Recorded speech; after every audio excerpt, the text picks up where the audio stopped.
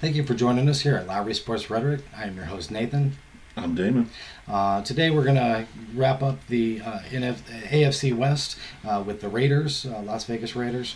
2021, they went 10-7. They were second in the AFC West. They lost the wild card to the Bengals, 19-26. Barely made it, but they squeaked out a victory against the Chargers so that they could get in. Fun game to watch, by the way. Yeah, okay. And they were 11th in offense for yardage. They were 18th in offense for points, 14th in defense for yards allowed, and 26th in points allowed.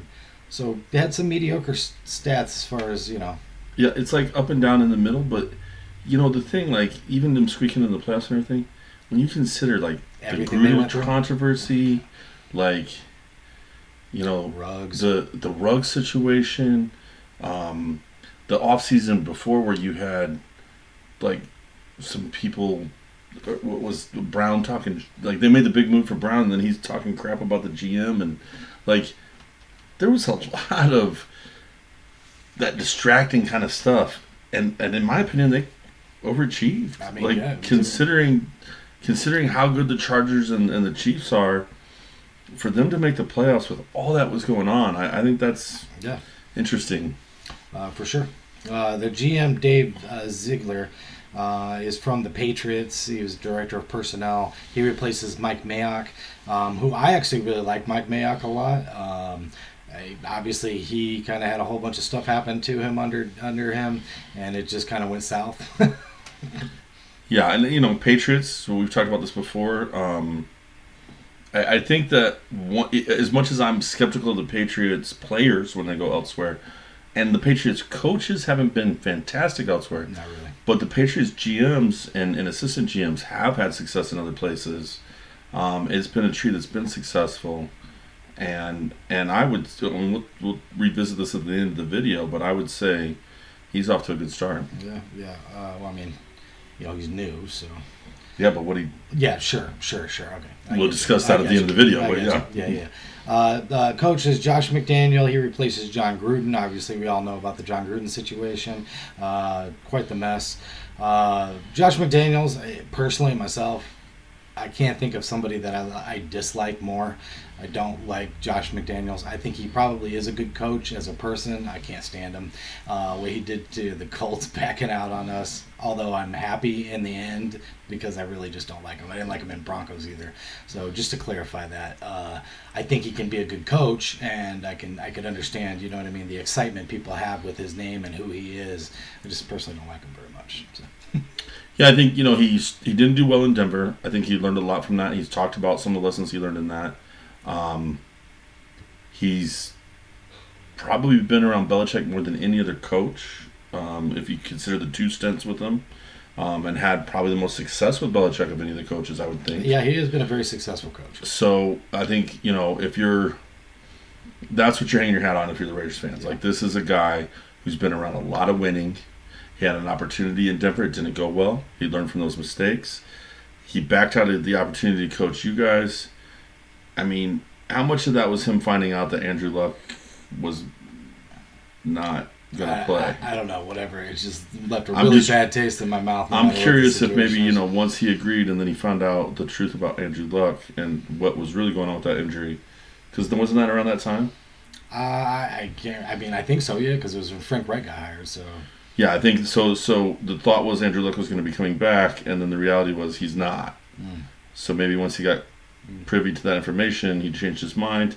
Hard to fault the guy if he thought he was going to be able to coach Andrew Luck and then wasn't going to be, and then Jacoby Brissett was the option. I could kind of see backing out making sense. I really don't like McDaniels personally. I think at the time a lot of people thought what was going to happen. I think the other narrative at that time was maybe Belichick was close to hanging it up, and if he hung on for a year or two, then he would get the Patriots job.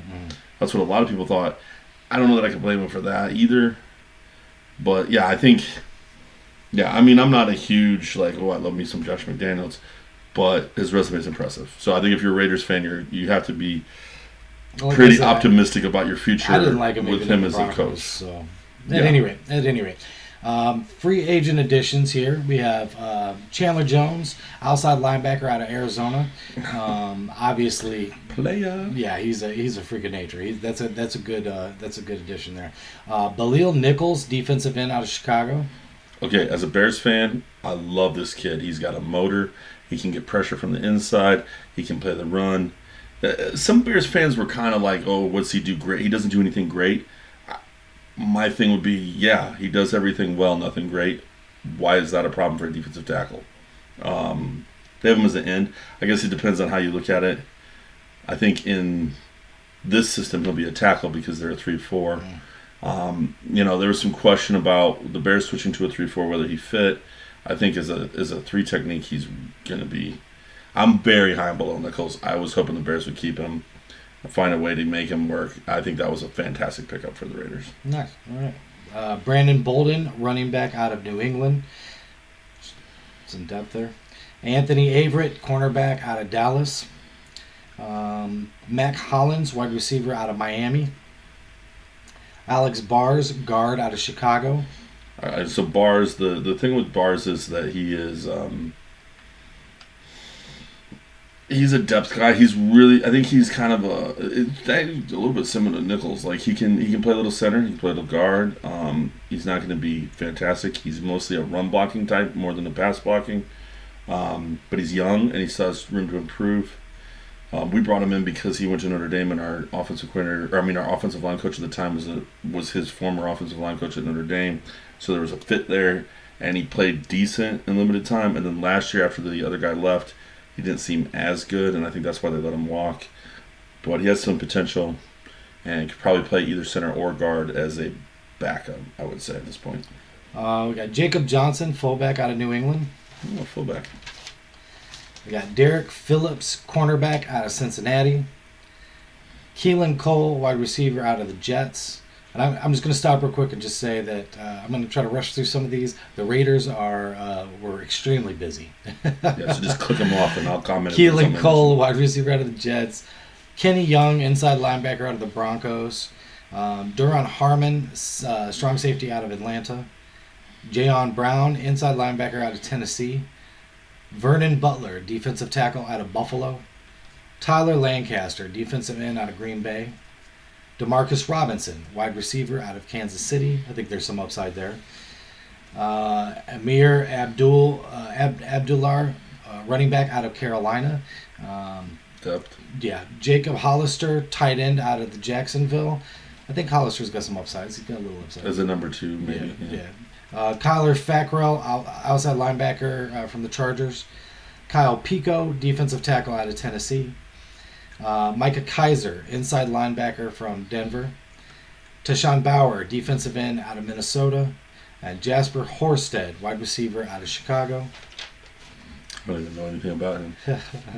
I think it kind of speaks to what bringing in is. You got a new GM, you got a new coach, and I think that they're redefining what they're doing, and they're getting out players that I think don't fit their system, players that do, because it was a lot of depth and it was a lot of Yeah, you know what I mean. There's a lot of people. There's a lot of free agent signings. A lot of free agent signings. So yeah, clearly they're redoing things to be more what McDaniel's vision of the team is. Absolutely. Free agent losses. We got Zay Jones, wide receiver to Jacksonville. Marcus Mariota, quarterback to Atlanta. Obviously, he was a backup there. He's going to be the starter at Atlanta. So, Casey Hayward, cornerback to Atlanta. Quentin Jefferson, defensive tackle to Seattle. Alec Ingold, fullback to Miami. Brandon Faison, cornerback to Indy, which I know he's sort of like a backup kind of like that role. Nicholas Morrow, outside linebacker to Chicago. I like him. I liked us picking him up. I think that might hurt them a little bit, but again, we talked about it's a new system, so they're just moving in and out, man. They are. Yeah. Solomon Thomas, defensive end, went to the Jets. We talked about that with the Jets. He has some upside. Markel Lee, inside linebacker, went to Buffalo. Nick Kwiatkowski, inside linebacker. Kwiatkowski. Yeah, he's good. I'm sorry, I really like him. Well, he was with the Bears before he was with the Raiders. he was a guy I wouldn't mind having us bring back. I think that's a good pickup for Atlanta. Kyson Nixon, cornerback to Green Bay. I think it's telling that they let so many corners leave and sign so many new corners. Like that. Well, I think that goes to what we talked about before with the Patriots. Like they like a certain type of corner that doesn't necessarily fit everywhere else. So they got rid of. Also, what I would say is Gus Bradley's system, was geared towards a certain style, and these players were picked to fit that style, and obviously that's going to be different than what they're going. I think that's right. So, trades.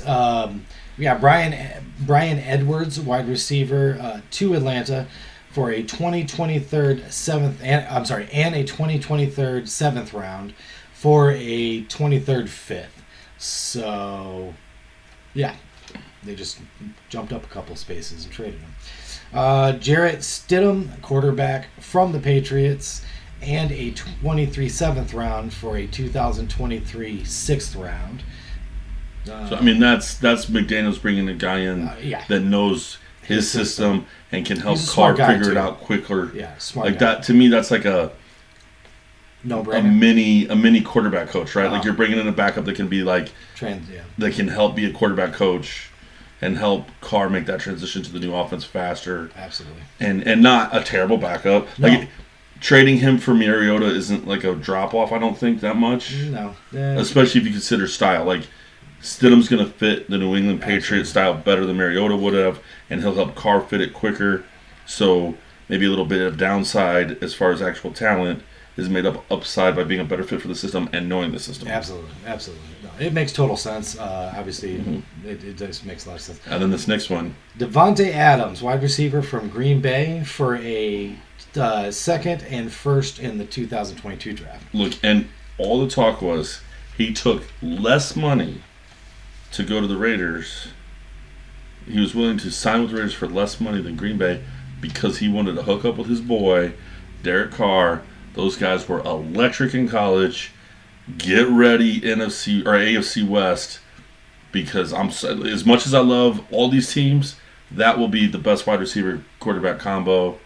Might not be the best quarterback, but that will be the best combo. Those guys tore it up at Fresno State. And I think they're going to tear it up in Las Vegas. I mean, it is telling how, they're saying Devontae Adams for years was trying to figure out a way to get out of Green Bay and get into the Raiders. You know what I mean? Like it's telling the connection that those two have. Derek Carr. They really do have good connection there. And, man, watching them in college is just fantastic. I mean, think about, Aaron Rodgers, most people will say is one of the top, as far as just pure talent, maybe the best quarterback in the league. Just pure talent-wise. Right. Adams put up amazing numbers, and he's still I'd rather play with my boy from college. I mean, that's. And the Raiders. I mean, if you're a Raiders fan, you got to be excited about that. You got to be excited about the big plays that those two guys are going to be coming up with week in and week out. That's going to be fun to watch. It's going to be fun to watch. Such a baller. So yeah, and then the next trade is the last one is Yannick Ngakoue to defensive end to the Colts. Straight up for Rock Ya-Sin. Who do you think won that trade? Well, in my opinion, the Colts did. Personally, I like Ngakoue. I wanted him prior to him even getting to the Raiders. I was hoping he would come to us. Didn't think it was going to happen because he was coming from the Jaguars. Anyways, I've talked about that before. Rock Ya-Sin is a guy who I think has upside. He's got talent.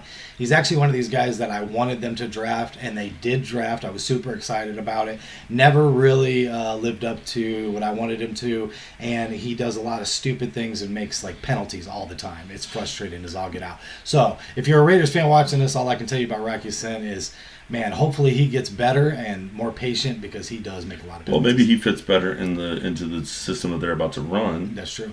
And here's the thing, too. As much as it's I do think you guys easily won that trade, but what made that possible was getting Chandler Jones in free agency for them. Sure. They didn't need Yannick anymore. That's right. So that's what makes them able to make that move. As much as you like Yannick, and I think Yannick's a great addition to your team. Yeah, he ain't he's not Chandler Jones. He's definitely not. So yeah. No, he's definitely not. All right, let's get into the Raiders draft. We got round 3, number 90, Dylan Purnham, lineman out of Memphis. This guy does have a lot of upside. He's been talked about. I think, again, we've killed this to death, but yeah, the depth of the draft this year, I think Dylan Perlman would have been a higher up draft pick than a third rounder in most drafts. So I think that's a very solid pick. I like that one a lot. Round 4, number 122, Zamir White, running back out of Georgia. Yeah, I mean, Zamir White, athlete, doesn't have a lot of tread on his tires because of the way Georgia did their running backs. He split a lot of time with Cook. Cook's good. Speed guy that can do a lot on the outside, catch the ball. So I think a great compliment. They're running Jacobs. Yeah, their running back is that downhill, tough running, beast of a run. I mean, I love him. He's a great running back. This gives you a good compliment to him. They can do a little bit of other things and throw that defense off. So I think that's a great pairing, and hopefully allow Jacob. Yes, exactly, and hopefully allow Jacobs to maybe keep a little tread. Not have to overuse Jacobs because this is a quality upside backup. All right, round 4, number 126, Neil Farrell, defensive tackle out of LSU. Actually don't know a lot about him. I liked him a lot. He was one of the guys I looked at. I thought the Bears could maybe get late, as well as the next guy that you're about to name. Both of them defensive tackles. We just name him, and then I'll talk about him. Round 5, number 175, Matthew Butler, defensive tackle out of Tennessee. So I love the pairing of these two guys. They're going to give them depth at the defensive tackle position. As much as I just talked about like him, Benel Nichols, I think these guys, for opposite reasons, you got the one guy is like your run stopper, and the other guy is your pressure guy. So I think that's a good pairing to have bench-wise to develop behind the guys that are the starters that they brought in, and they're going to have a nice little rotation going on at that defensive tackle position. Nice. Okay. Round 7, number 238, Thayer Munford, lineman out of Ohio State. This was a guy I was looking for us to get quite a bit higher, to be honest with you, in the draft. For them to get him around 7, I actually think that was far slip for the guy, and that's a good value. Nice value. There. Yeah, good value. Round 7, number 250, Britton Brown, running back out of UCLA. Not very familiar. And again, several times now, I watched the Pac-12. UCLA has been so hard to watch. So, sorry, can't give too much comment on him. Didn't stand out to me, I can tell you that. Okay, and now we've got the starters. All right. So we got Derek Carr, obviously, at quarterback. He had 4,804 yards, 23 touchdowns, 14 interceptions, and then 108 yards rushing. So before we move past Carr, I think you and I both agree Carr is one of the, in my opinion, one of the more underrated quarterbacks in the league. Absolutely. He consistently puts up over 4,000 yards. I would have loved to have him on the Bears. I would have loved to have him on the Colts. And like that touchdown to interception ratio is kind of the issue. But I think when you pair McDaniels and what McDaniels can do for offense and giving him Adams as that big weapon, I expect Carr to have a monster year. Well, you got to think he was affected by losing his top. I mean, when he had Ruggs, it was clicking. It was finally going, and then he lost it. You know what I mean? Well, and not just that, but also he had a good connection with Gruden by all accounts. Sure. And there was a mess last year. And that had to affect him as well. Absolutely. And all that pressure, to keep up in some of those shootout games and all that kind of stuff. He had a lot of pressure on him. There's always been whispers about him being traded too, which is just crazy. I know because as a Colts fan, I followed all those trades going, please send him this way. We would take him in a heartbeat. But I think by going out and getting Adams, I think hopefully that noise is finally put to rest. I think it is. Like clearly, McDaniels and the GM they are Carr all the way. There's no question. They took this job to get the most out of Carr. Bringing in Adams is a sign that they're down with that. And to that point, no matter who you are, that stuff's got to trickle in a little bit to your thought process. Oh, yeah. So even from Carr's perspective, you have to think when they said, okay, we'll bring your boy Adams, that has to, in his head, go, oh, cool, they're all in. So that's great. Yeah, and I think that familiarity with Adams is going to be huge. Oh, it's going to be fun to watch. Yeah. And just real quick, just say, honestly, I feel like he could be the 4th best quarterback in this division, and that's crazy to me because he is a very good quarterback. Like you said, he could be the 4th best quarterback in this division and still be a top 10 in the league. That's right. I mean, that's how good, because those other guys are all top 10 in the league. Crazy. That's just crazy to me that Derek Carr could be the bottom of that pack. So, all right, running back Josh Jacobs, last year 872 yards, 9 touchdowns, 348 yards receiving. A little bit of a down year for him.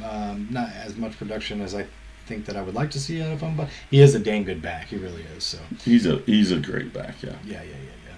Devontae Adams came over from Green Bay last year. 123 receptions, 1,553 yards receiving, and 11 touchdowns. Guy's a monster. And he expects to do better with his boy. Oh, I mean, that just tells you where his mindset is. You could tell he's salivating to play with his buddy again. It's going to be interesting. I can't wait. I think it's going to be a lot of fun. Wide receiver Hunter Renfrow, 103 receptions, 1,038 yards, and 9 touchdowns last year. Very solid performance. Can't complain about any of that. Great chemistry with Carr, and he will be even better because people will be so focused on Adams. Because you have to. And not just Adams, but we're going to get to the tight end. The tight end also demands attention. Yeah. So Renfrow gets to kind of just sneak in there and do his thing. It's a nice offense. They got Demarcus Robinson, which I can't remember. Is it from the Chiefs? Yeah. 25 receptions, 264 yards, and 3 touchdowns. And that was their 5th or 6th. Sure, absolutely. From what I understand with the kid, he does have a lot of upside. So this could end up being an extremely good wide receiver group. And I think he'll be on the outside, right? So you have Adams on the outside. Winfrow's going to be your slot. So that gives Robinson that other outside position, which will be a huge upgrade as far as of targets and stuff from what he's used to. Right. So you should expect those stats to go up. But again, probably the 4th best target in that group because those other 3 guys are all really good. Absolutely. And tight end Darren Waller with 55 receptions, 665 yards, and 2 touchdowns. I would like to see a little bit more in the touchdown area, but as far as... No, but that's coming. Yeah. This offense is better. This offense is going to be better. Yeah. I think there's no doubt. Yeah, and then we got their line is left tackle Colton Miller, left guard Dazelle Good, center Andre James, right guard Jermaine Alamunder, right tackle Alex Leatherwood. That's a solid line. I'm not going to lie. I don't know if I know anything about any of those guys. Yeah, I think Leatherwood's good. Yeah, I've heard his name before, but I don't even remember where. That's weird to me that I don't know any of those guys. But hey, look, they seem to hold him up pretty good. I mean, he did. Yeah, I'm probably completely wrong about that. Their line probably sucks. But it could be terrible. Maybe that's why Jacobs didn't have a better year than he did. That's true. Possible. Maybe that's why there were so many interceptions by Carr because he was scrambling for his life. Because we're going to say we don't actually know. Yeah. Sometimes we're going to have to be honest with you. Hard. Yeah. We're going to be honest with you. Yeah. We don't know every offensive line fantastically, and I don't recognize any of those names. I'm sorry, Raiders fans. All right, their defense. The rest of that offense, though. Yeah. Oh, yeah. No, offensively, it looks great. Defense, let's go with left defensive end Max Crosby, 56 total tackles, 8 sacks, 7 pass deflects. I really do like Crosby a lot. Look, and I think what's not there, he gets pressure. He might 8 sacks. Some people look at that and go, "Oh, 8 sacks isn't that great," but he's more disruptive than 8 sacks makes you think. Absolutely. And that's going to help, especially with Chandler Jones on the other side of the pick up. And I'm a big fan of pass deflects, lots of pass deflects at that position, too. He's got 7 pass deflects at that position, which means that he is an athletic, human being right there. Yeah, it's just wreaking havoc on that quarterback when he does that. And he's young. He still has the ability to just grow. Oh, I'm sure. He's not even reached his full potential yet. All right, left defensive tackle, Jonathan Hankins. Big man. 38 tackles and 1 pass deflect last year. Big man, run stuffer. Next, right defensive tackle, Bilal Nichols. Last year, 51 total tackles, 3 sacks, 2 fumble recoveries, 1 pass deflect for the Bears. And that was in more of a backup role than a feature role. Like I said before, huge fan of Bilal Nichols. I think the Raiders fans are going to really like this kid. And with him able to, he's not going to get blocked.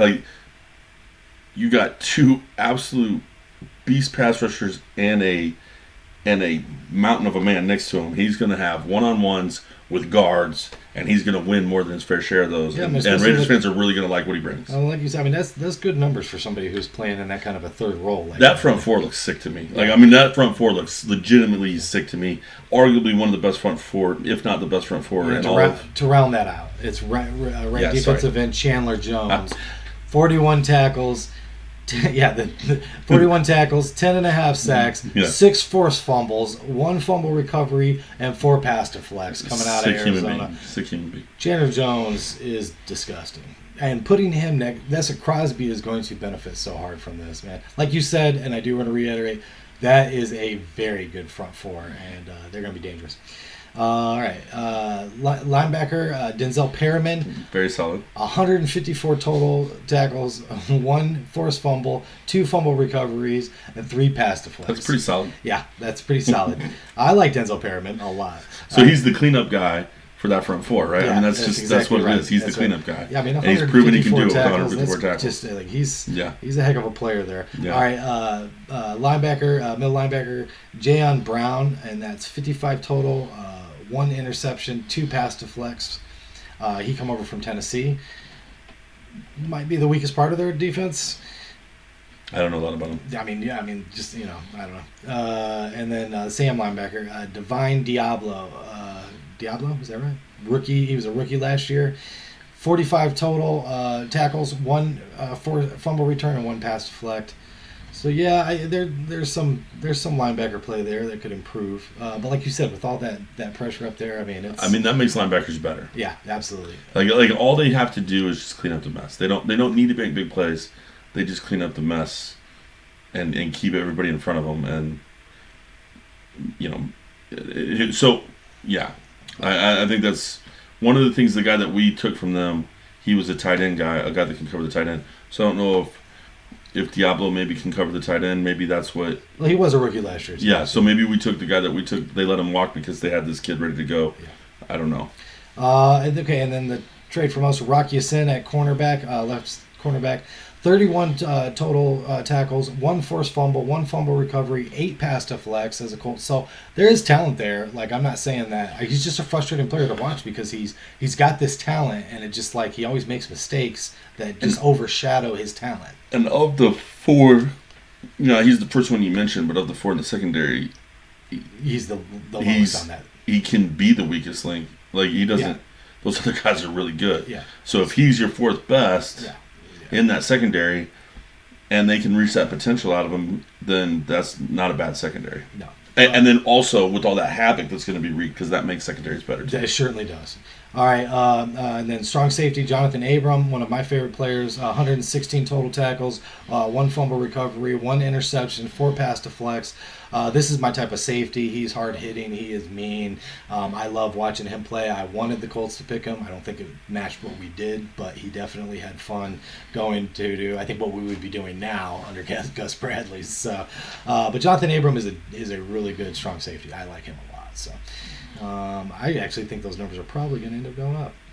Free safety, Trevon Mulhag, rookie last year. He had 55 total tackles, 1 interception, 6 pass deflects. So he was a rookie last year. I mean, those are solid numbers for a rookie. And then the right cornerback, Trevon Mullard Jr., 20 total tackles, 1 interception, and 4 pass deflects. But he's a good corner. Yeah. Like maybe hasn't reached his full potential. This is like both him and Usim. They could be interesting. That's right. Because with this I'm not sure who McDaniels got to bring in to be his defense coordinator, but if it's anything like the New England defense, they get the most out of athletic corners, and those guys are both athletic corners. So I would expect them to get a lot out of them.